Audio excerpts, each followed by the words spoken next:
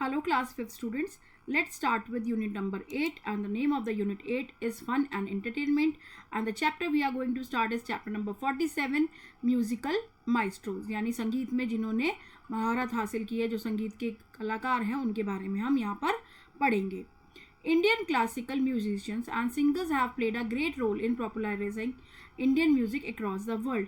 भारतीय संगीत को दुनिया भर में प्रसिद्ध करने के लिए जो इंडियन क्लासिकल म्यूजिशियंस हैं और सिंगर्स हैं उन्होंने एक बहुत ही इम्पॉर्टेंट रोल प्ले किया है.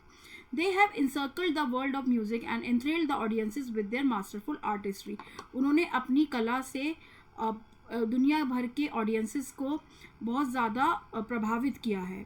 Many musicians have delivered some of the most unforgettable melodies and beats. बहुत सारे जो कलाकार हैं उन्होंने संगीतकार हैं जो उन्होंने ऐसे जो हम भूल नहीं सकते ऐसी मेलोडीज़ बनाई हैं the world has ever known, जो दुनिया में बहुत ज़्यादा विख्यात हैं. अब हम आगे पढ़ेंगे एक्टिविटी के बारे में. Some Indian musical maestros who have made great achievements in playing different musical instruments are given below. नीचे आपको बहुत सारे संगीतकार के बारे में बताया गया है, महान भारतीय संगीतकार के बारे में बताया गया है, संगीतकार और कलाकारों के बारे में बताया गया है जिन्होंने अलग अलग म्यूज़िकल इंस्ट्रूमेंट्स बजाए हैं, बनाए हैं, जो उन्होंने यूज़ किए हैं अपने संगीत में, तो उनके बारे में यहाँ पर बताया गया है. Identify and match them with the names of their related musical instruments. आपको उनका नाम उनके जो वो इंस्ट्रूमेंट बजाते हैं उससे मैच करना है. Score 2 points for each correct answer, और एक करेक्ट आंसर के लिए आपको 2 पॉइंट्स मिलेंगे. तो फर्स्ट वन मूव करते हैं. पहले फर्स्ट वन बिस्मिल्लाह खां. तो बिस्मिल्लाह खां आप देख सकते हैं कि वो क्या बजा रहे हैं, तो आप यहाँ पर हम ऑप्शन भी टिक करेंगे फर्स्ट ऑप्शन पर.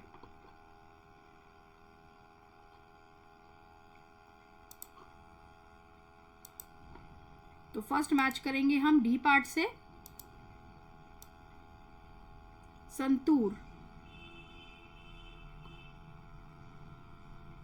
सॉरी फर्स्ट मैच करेंगे हम डी पार्ट से. डी पार्ट है हमारा शहनाई, शहनाई से मैच करेंगे. डी पार्ट है फर्स्ट पार्ट. सेकंड में हम देखते हैं कि रविशंकर जी क्या बजा रहे हैं. सेकंड का आंसर क्या रहेगा? सेकंड का आंसर रहेगा सितार, तो जे पार्ट, जे पार्ट से इसको हम मैच करेंगे. थर्ड वन हरि प्रसाद चौरसिया, आप देख सकते हैं इमेज में भी, तो वो क्या बजा रहे हैं? वो बांसुरी बजा रहे हैं, मतलब flute, FLUTE.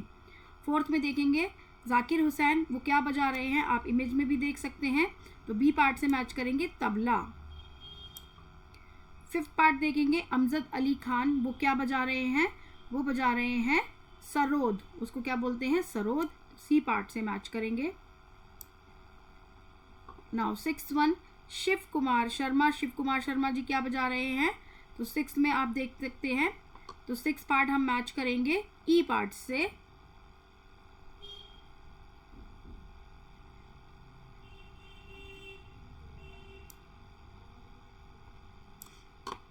Now seventh one you Srinivas क्या बजा रहे हैं? सेवेंथ पार्ट हम देखेंगे, तो आप मैच करेंगे mandolin. Now eighth one Lalgudi Jayaraman, Lalgudi Jayaraman जो है वो क्या बजा रहे हैं? आप देख सकते हैं, तो एच पार्ट से मैच करेंगे वायलिन. नाइन्थ पार्ट देखेंगे, नाइन्थ पार्ट में देखेंगे किससे मैच करना है? नाइन्थ पार्ट हमको, नाइन्थ पार्ट मैच करेंगे हम कंजीर से, F part. Now last one tenth part में हम देखेंगे उमायालपुरम शिवा रमन, तो ये किनसे मैच करेंगे हम? टेंथ वन हम मैच करेंगे मृदंगम, आई पार्ट से. तो हमने क्या देखा? यहाँ पे आप देख सकते हैं कि हर एक इमेज के साथ साथ उनका नाम भी दिया गया है. तो आपने क्या किया कि जो भी जो म्यूजिशियंस हैं तो उन्होंने कौन कौन से म्यूजिकल इंस्ट्रूमेंट्स वो बजाते हैं उनके हमने नाम के साथ उनको यहाँ पर प्रॉपरली मैच किया है. Now we will discuss the more to know. Airtel signature tune composed by AR Rahman is the world's most downloaded mobile music with over 150 million download.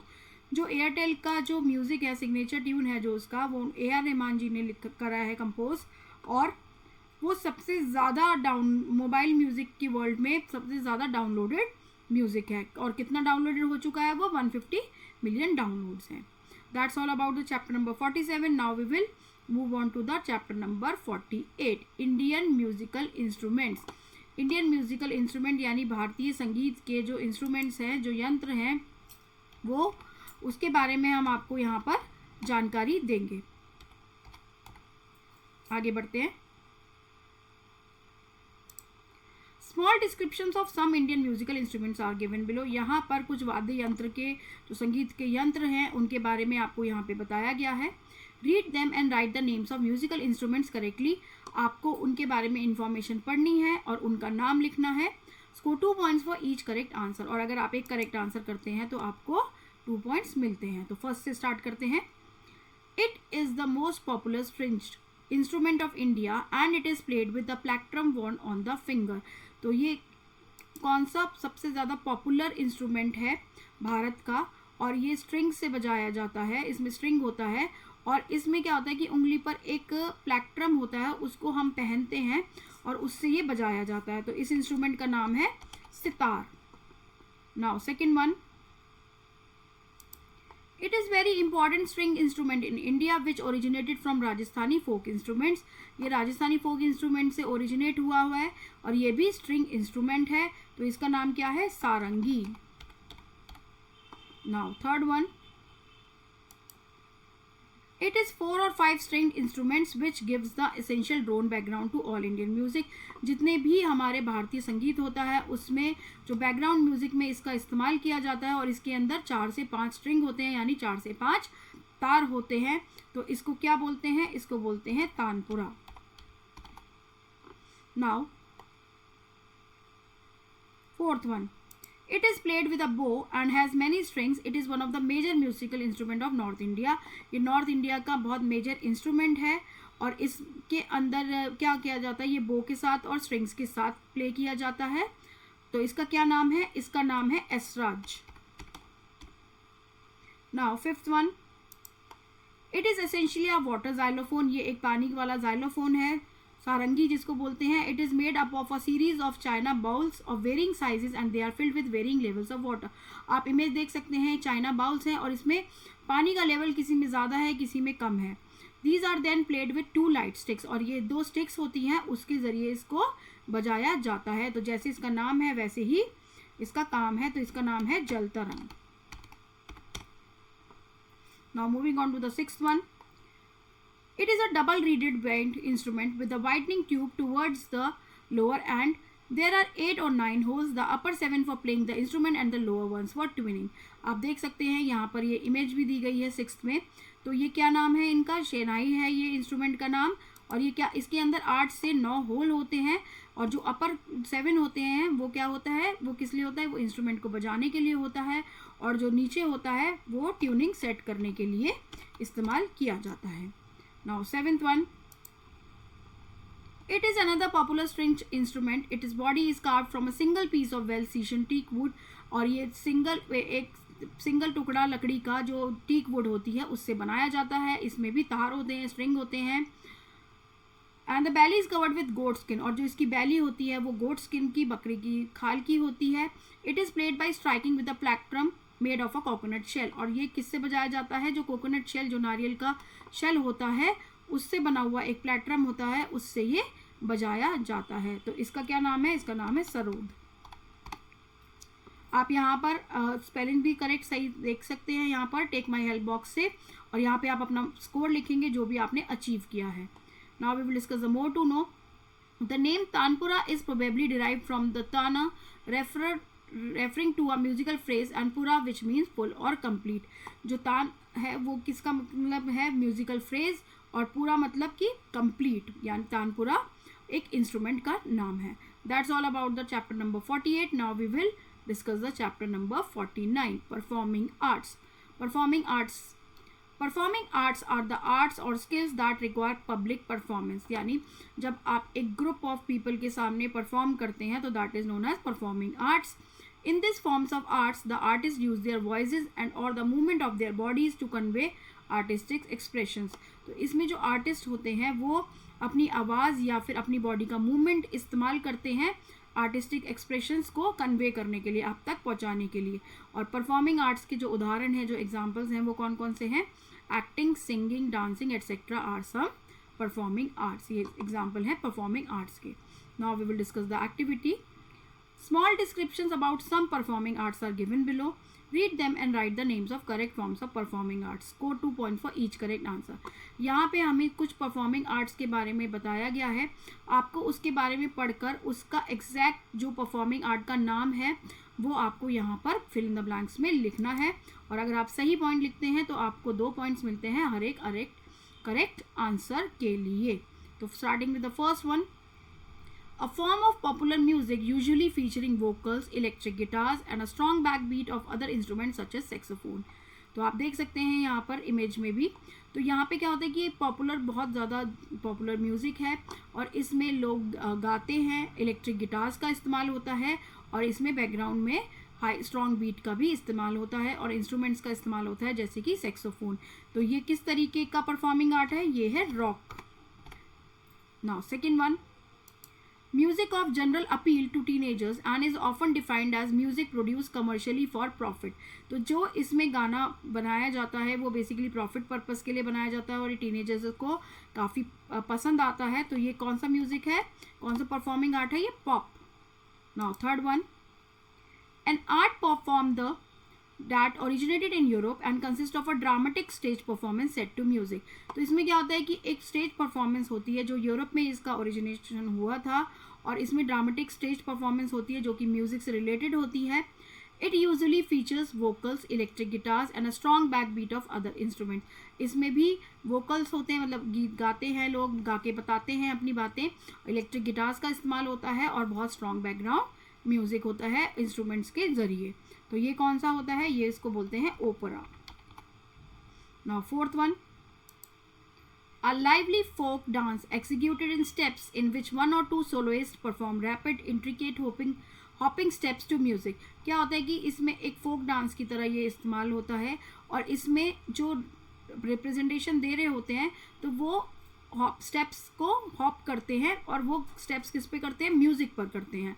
It is a popular tune type within the traditions of Irish dance music, और ये Irish dance music tradition को popular form है। तो इसका क्या नाम है? इसका नाम है jig. Now last one, a style of music that originated from negro music in the United States of America. इसका ओरिजिनेशन कहाँ से हुआ था? नीग्रो म्यूजिक, जो यूएसए से। Its characteristics include strong expressions of emotions, usually featuring vocals, electric guitars, and a strong backbeat of other instruments such as saxophone. तो इसमें भी क्या होता है कि strong expressions होते हैं emotions के और vocals होते हैं, electric guitars का यूज़ किया जाता है और strong backbeat instrument जैसे ही saxophone का इस्तेमाल किया जाता है। तो इसका क्या नाम है? इस टाइप की परफॉर्मिंग आर्ट है जैज। तो आप यहाँ से टेक माई हेल्प से भी करेक्ट स्पेलिंग देख सकते हैं। That's all about the chapter number 49. Now we will move on to the chapter number 50, superheroes.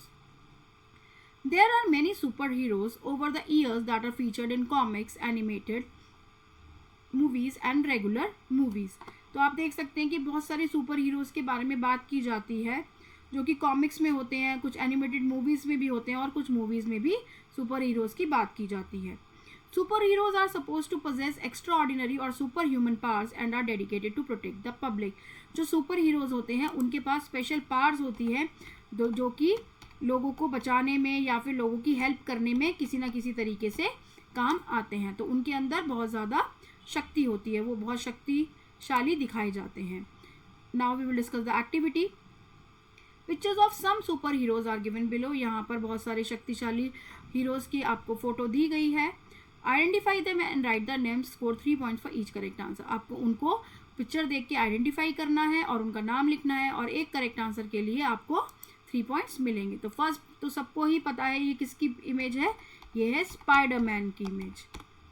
Now second one is the image of Batman. Third one is the image of Superman. Fourth one is the image of Hulk. Now fifth Fifth one is the image of Iron Man. Sixth one is the image of Aquaman. Seventh one is the image of the Thor. Now eighth one is the image of Captain America.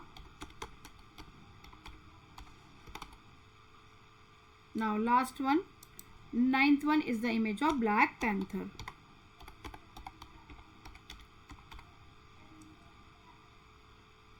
You can see that we have written the name of the superheroes which are present in comics as well as in some animated movies and regular movies also.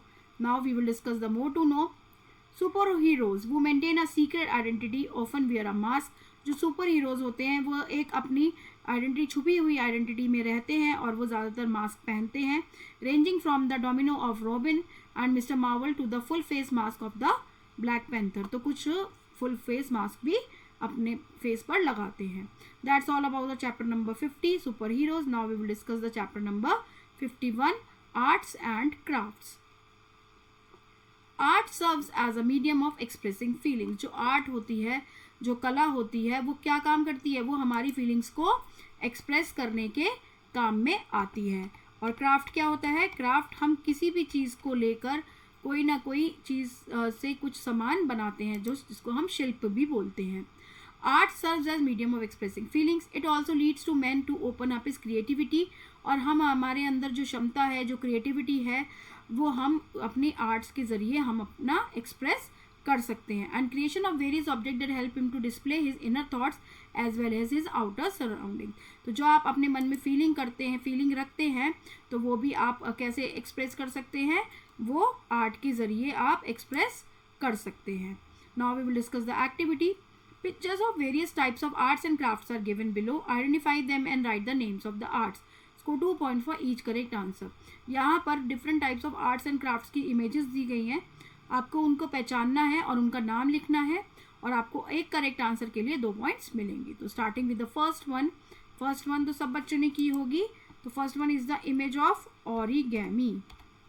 Paper से हम करते हैं ये. Now second one is the image of papier mesh. This is also a type of craft work. Now third one we can see that this is an image of wood. देख सकते हैं कि यहाँ पर क्या है? यहाँ पे हमने वुड से कार्विंग की गई है, यानी जो वुड पे काम करना उसको क्या बोलते हैं? Wood carving. नाउ